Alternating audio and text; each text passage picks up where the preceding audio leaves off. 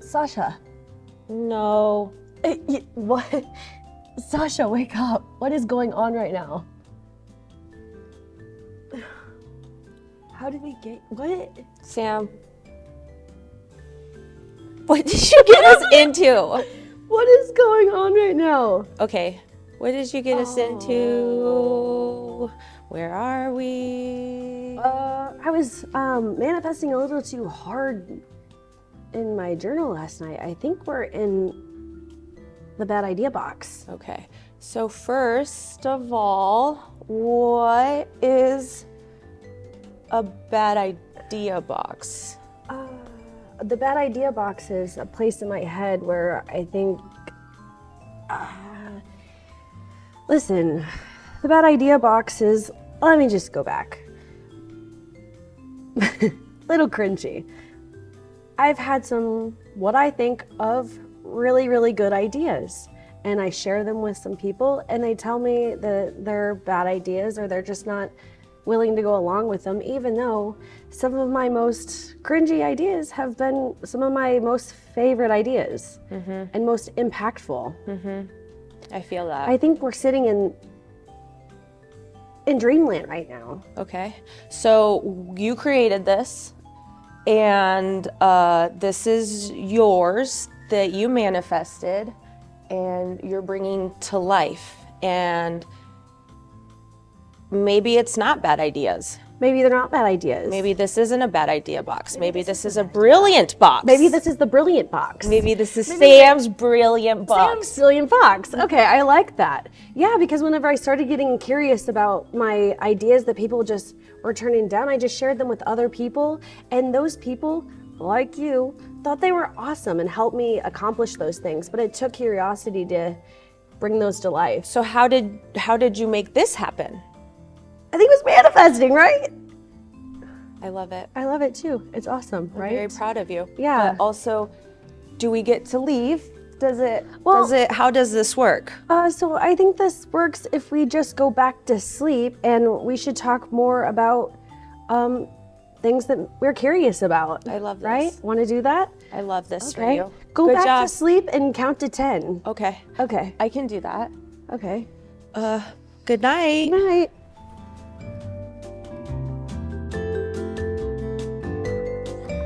Whoa, this was not a dream. Sasha, I have a talk show. Who let me do this?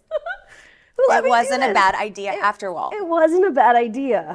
There are brilliant ideas in that mind of yours. Yeah. One of them being, A talk show. bravo, friend. The Curiosity Collective is a platform that I want to interview folks on that have stepped outside that mindset, got curious about themselves, and finding people that really make them feel good and help them accomplish those dreams.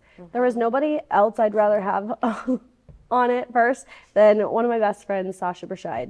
Hola, hola. I'm so thankful to be here with you. When you told me you had the nerve and the courage to pitch yourself and your idea, and then you were shook to your core that you got it, I'm even sitting here, I'm proud of you. Thank you. Because you're curious and you're going out of your way to find your alignment and to show others that there's not a traditional path. If you want something, you can manifest it. Yeah, manifest it, make it happen, and doing that, and a big part of that is finding your people.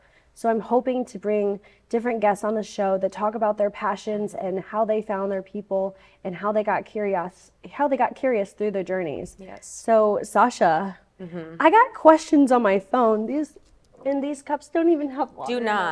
They do not, but that's okay. I love that. Yeah. So should I do I have to do anything to become a talk show? Do I turn around? Do I spin? No.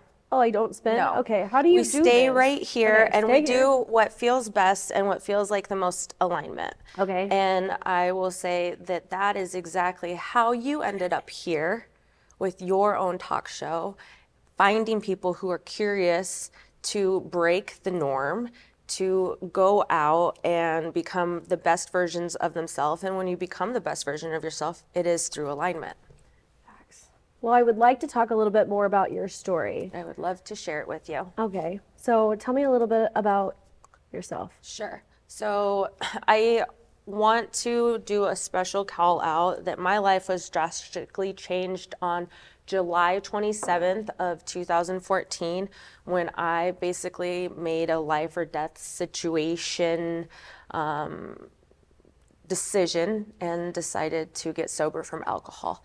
Prior to that, I was I don't know how functioning other people would have called me, but from my perspective, I was a functional alcoholic. From the moment that I woke up at like 6 or 8 in the morning, I had to start drinking because I would be shaking like this, and I would start puking from the moment. It was really, really bad, but as soon as I got my first drink of alcohol, it was usually a shot to like help this go down.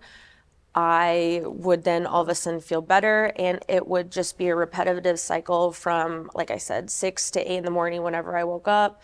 I would drink at lunch and then normally be like passed out by like 7 or 8 at night because I was just not in a healthy cycle. I wasn't happy with myself. I was out of alignment, and I was feeding an addiction, and I was full of shame.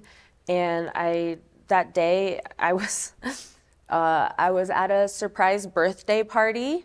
I was running around in my bathing suit. Dun, dun, dun, dun. It was not a pool party. It was not a pool party. What? That's how drunk I was. Why were you in a bathing suit? Because I was a mess. Because you were a mess. Okay. Well, looking back at life before sobriety, who were you trying to be? Yeah, I don't know. So I really loved alcohol, and I love the confidence that it gave me, and it like, I don't know, made me act some type of way. But at the same time, everyone told me that person that I became, everyone hated. So the person that I loved, everyone hated. And there's a lot of conflict because I don't think I was ready to fully admit that I had a problem, or the idea of never being able to drink again, it felt like a divorce. And so that there was a huge mourning of the loss of the person that I got to become under the influence when I was drinking. And so it was multi-layered, but I think that I was drinking because I was scared of having to face the real me, the authentic me, the sober me, and the me that has to just take life by the horns and deal with all the trials and tribulations that get thrown my way. Was it cold turkey, or how was that 24 hours afterwards? Yeah, so after that surprise birthday party where I was in my swimsuit running around, the next morning it was the traditional puking morning, and no one in my life trusted me with like financials, so I didn't have money at all to buy more alcohol. I decided that I was going to drive all the way to Lincoln to use one of my friends for drinks, and while I was driving down, and this is like 10 in the morning, while I was driving down, I started to lose my sight, or just like getting tunnel vision. And so I had to pull over. And then and there is when I decided that I needed to go to the emergency room and just basically give it to God. And I just told him, like, if you get me sober, I will do whatever you want me to do. I will be your vessel. And he really heard me. Did anybody try to intervene while you were going through this? Everyone tried to. So I didn't get sober until 2014. I went to treatment in 2012. I knew I had a problem. I didn't want to admit it. There's a lot of shame tied to that. I even got kicked out of college my senior year of college. I was a Division I athlete. I showed up to film drunk on my 21st birthday, and that landed me getting kicked out of school, getting kicked off of the soccer team. That was a huge trauma that I needed to get sober to face. But, everyone tried to intervene, and you cannot, it doesn't matter how many people intervene. It doesn't matter if the President of the United States showed up at my house. You cannot force someone else to get sober. They have to get sober on their own. Yes. I deal with a lot of people that, want to come to me and ask me for advice, and it's like handing them a piece of advice, and they won't take it. And I feel like that's the same thing with sobriety and addiction. And A lot of people that I've loved in my life have had those addictions, whether it's alcohol or porn or whatever they may be. You know, unless they're willing to change, they're not changing. Well, let's talk a little bit about like the rebuild and the recovery phase. What part of sobriety shocked you? What was something that no one warned you about? The physical loss. So the first 6 months of getting sober is a detox, a very hard detox. You feel like just very cloudy, kind of like a toddler fumbling around. You cry a lot. I went to AA. I would suggest that anyone who's trying to get sober, go to AA. I went for the first 6 months. I've been celebrating life ever since then. But this AA is such a beautiful program because it helps you really become aware of yourself and force you to take a look at your internals and your character defects. But the most important thing, and I say this, I know you've heard it over and over, so I sound like a broken record, but the most important thing that I took out of AA, and I make sure to include in every single one of my speeches when I have the opportunity to share this, and I preach it all the time on social media, is that we as humans are pack animals. That means we need each other. It doesn't mean that we can go, yes, it doesn't mean that we can go and live on our own. No, we are pack animals. But when you look at it as where we are now, it is human fundamental. It is fundamentally human. It is ingrained in our DNA to be in community. What did community mean to you before and after? Yeah, and what I didn't realize is that you think that addiction, the opposite to addiction is sobriety. It is not. The opposite to addiction is community. Absolutely. And so what I learned through AA is that if you want to have a healthy life, if you want to become who you want to become, you must find a community. And then to become an even better asset to yourself and those around you, you must serve. And for me, it's like, if I can get anyone out there in community, if I can get anyone out there to serve, then I am helping combat some of the most fundamental issues that are out there, but we're not, that's why churches are so fantastic, because they provide a community for people. Absolutely. Did you ever feel like whenever you were reaching for community, you were reaching out for help and you would meet certain people and they just were not giving what you had? How did that feel? I think through this entire process, so I've been sober by the grace of God for 11 years now, and this entire process, truly up until I would say even last year, has been taking who I am as a roughed up stone, and each year I get a little bit more in alignment with myself. And what I realized that in so many cycles and patterns in my life, I've always been chasing people. Yeah. And I've been chasing a relationship to mimic a void that I think that I have, but the void isn't fillable by someone else. It's fillable by me becoming more in alignment with myself. And the more in alignment that I become with myself, the more it magnetizes the people who are meant to be in my life. Absolutely. The people who don't think I have bad ideas. Yeah. The people who support and push and are like, I don't like that verbiage, bad ideas. Yeah. I like your brilliant ideas type of thing, Well, I mean, sometimes they are a little bit of wild ideas. Okay. I have been known to get people into some interesting situations.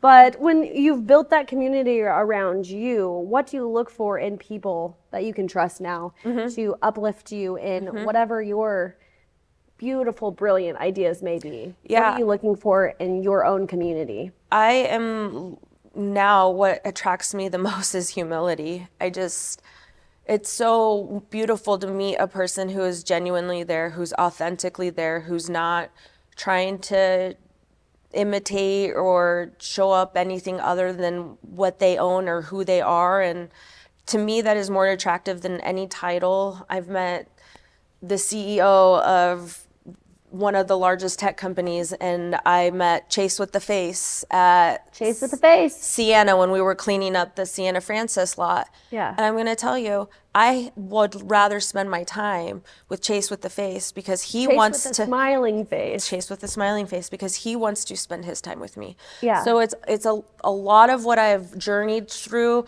and my community and the people that I seek and that seek after me.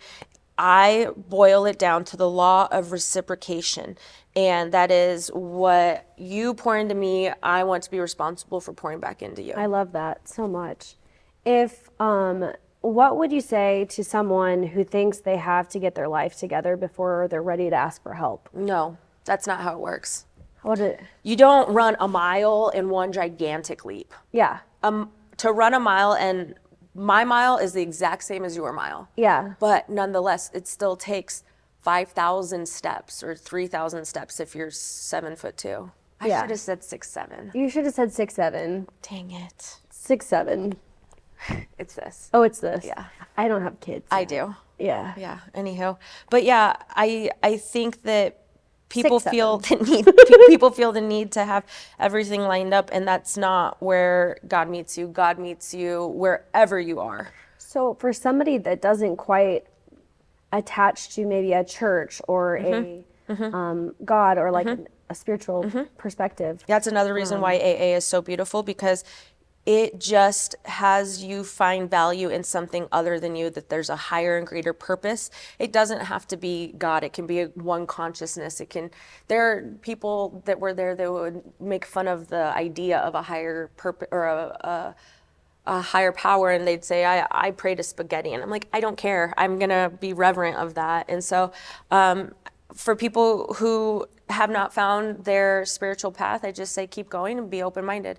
I say that for anyone. Just be open-minded. Yeah, change is hard. Yeah, but absolutely. But you have to be open-minded and get ready for being uncomfortable, because with every uncomfort, that's where you buff yourself out. That's where you take your rough and rugged stone. And the more that you spend time on yourself and your character, you become that diamond. So I got my little phone here because I've never did a talk show before, guys. This is great. This is a great. First. This is great. What part of your story do you think will help someone else feel alone? I couldn't read that. My eyes were getting squinty. There's a lot of negative connotation and stigma around addiction, especially alcoholism. It's also like very normalized to drink anywhere and everywhere. So for me, what I would say is that if you think you have a problem, just try going 30 days without drinking. If you can't go 30 days without drinking, maybe just go to AA, and don't even go as like an alcoholic, but just go to listen to the 12 steps so that you can hear what other people are doing and integrating. Again, it's just being about having an open mindset. If you're not ready for that, that's fine. I then ask you to just simply find a community, whether that be your son's baseball team, volunteering to coach there, or if you and your girlfriends like to paint, perhaps going to do a paint thing in your basement once a month. Like, you just need to find and create a community where you can feel like you belong. I feel like one of the biggest struggles that I run into out in the community, or whenever I talk to folks just, randomly at restaurants or at the grocery store, is I will bring up stuff like this, like, well, what are you passionate about? What do you, I'm so sick of small talk. So I ask big questions as soon as I meet people. Like, what are you passionate about? Oh, well, I don't do much. I go to Texas Roadhouse. I go to places for my birthday, or we go here every weekend. We only go to, Mexico for all of our vacations. There's no expansion. What advice would you give to people that are too shy to go to a dinner or too shy to try something new? A lot of this talk show, I wanted it to be about bringing on people that are, talking about their ideas and their platform, to get curious about themselves and to find their people. What advice would you give to those? I recently started telling people that, like, if you don't know where to start, the easiest, hardest way to start is that you just start saying no to the things you actually really want to say no to. Gotcha. Okay. And then That's a tough one. It's so tough. That's a tough one. 6'7". It's so tough. But if you can do something as Did I use simple that as right? saying, yeah, maybe. I don't think Maybe. there's a real way to say it. Okay. Yeah, don't worry about it. I think that as long as you can say no to something, your spirit, every time you say yes to something that you don't want to do, your spirit, your body feels it. So when you say no, what you're actually doing is we're calling your power back to you. Yeah. And when you do that, your you thanks you so much for Yeah. it. So the next time this happened to me, the next time you go to put a dress on and your body says, I don't want to wear a dress. Why do Yeah. you make me wear a dress? Yeah. And right, I'm like, This dress is actually I love that comfy. dress. Yeah, I love that There's dress. glitter everywhere, but that's kind Good. of a It's good. You're norm. sparkling. What is it? What's the saying? I You're don't know. shedding sparkle everywhere. Yeah, I'm leaving sparkles everywhere I There you go. go. You're welcome. I never did this before. love Okay, so tell me a little bit about your community. Yes. Who are your people? What are you doing? How are you? I see you a lot online saying I'm serving Omaha. Yeah, that's it. So I, at one point in time in my life, thought I wanted to be like a national, blah, blah, blah. Yeah, and then I decided that's not for me. And the more I've traveled and the more that I visit and experience different cultures, I just realize how much I love Omaha. So for me, my community is the city, and I look at every single person that lives here as family. And that's like when you say, oh, who are your friends? I'm like, if you live in Omaha, that's good enough for me. There you go. So have you met anybody that maybe, belongs to a community, they just haven't found it yet? I think- What does that interaction look like for you? Are you kind of a people plucker? I know I wouldn't say that I'm necessarily a people plucker anymore, but I do watch people and encourage people to not just like flock by my side. Yeah. I think that, for example, I don't need you just to serve my nonprofit. Right? Yeah. I need you to realize that this community is, and I've said this a couple weeks ago, is really as strong as our weakest link. So we need to like divide and conquer, and we need to take Absolutely. care of Omaha, and we just need to find our people. It doesn't need to be me, doesn't need to be you, but what it needs to happen is that I provide and allow you to have your space. Yeah. And you allow me to have my space, and there just doesn't have to be conflict. Right. But we all belong here, and to me it's just empowering other Omahans to see the beautiful and the good life that we have here. And in the foreseeable future, I do believe that Omaha will be the city that changes America. How are you? Let's talk a little bit about your world, Project Intentional. You tell me we're about 4 minutes left, but we have time to get back Get into her her done. there. Yeah, Yeah, so get her done. Who this- said that? Get her done. Anyways, that's not relevant. tomato, Tomato. the tomato guy. Oh yeah, maybe. Who knows? I'm not good at this. Yeah, Project Intentional. She's a good old gal, and I love her deeply. And we're doing big things. We are trying to create economic change while supporting and sponsoring families in Omaha. So really bridging the gap of those who want to give, and I like to call it hope, those that want to give hope. And then we are just simply that bridge for those who need to receive hope. Hope dealer, you are. Yeah, I'm a hope and love dealer. I'm the plug. You're the plug. Okay. So if you want to, if folks wanted to, what kind of events do you host in Omaha?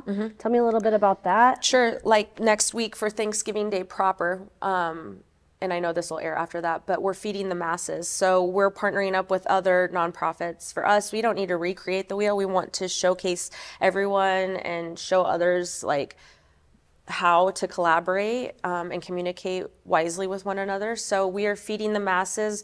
We're expecting maybe 400, 500 people, and we're partnering with 3 other nonprofits to bring it to life. And so, there's always just something. What we like is people to make us aware of the holes, and then we love to go and try to figure out how to fill the holes. intentionally, one project at a time. Awesome. Does Project Intentional, is it specific to one type of niche, or is it any intentional project? So at the moment we have 2. We have the Love Can, which is a big event that we host at Baxter Arena, and then we've been having Love Can pop-ups like the Thanksgiving one, and that's where we sponsor families, get them hygiene products, socks, line the concourse with 50 plus different resources. And this is an event for free, complimentary to the 345 sponsor families. So that's one. And then the second project that we're working on right now is helping with hygiene for Omaha specifically. And so something that you'll be seeing this next year come out is us really be able to tackle that with the help of another local company. But we haven't released it. We haven't talked about any of that, but this is the precursor for everyone. But Awesome. That's amazing. And then I see I asked Sasha to wear what made her feel the most comfortable today and what made her feel like a superstar. And you tell me a little bit about your outfit. Yeah, so you asked me, do you want to wear something glittery or can you just come in what makes you the most comfortable and the most confident? If I could wear this all day, every day, which by the way, I do, I will, because this is who I am. This is what makes me comfortable. One of the things that I did is I took a look back I was curious about myself and when were times in my life that I was the most happy and most confident with who I was in alignment. And I thought back to my 7th grade self and I wore ribbed shirts and I wore overalls. And so this is me sitting with my 7th grade self, honoring her 38 years of age and saying like, I see you, girl, you're right. We are, and we did feel the most comfortable then. And I stand with my 7th grade Sasha. Awesome. I love that. Well, thank you again for coming on, being my first talk show guest. We do this. We do this. We do this. Let's get weird, stay weird. Yeah. Be happy, stay in yourself, and love. love. Yeah. Love awesome. can. Yeah. Love can.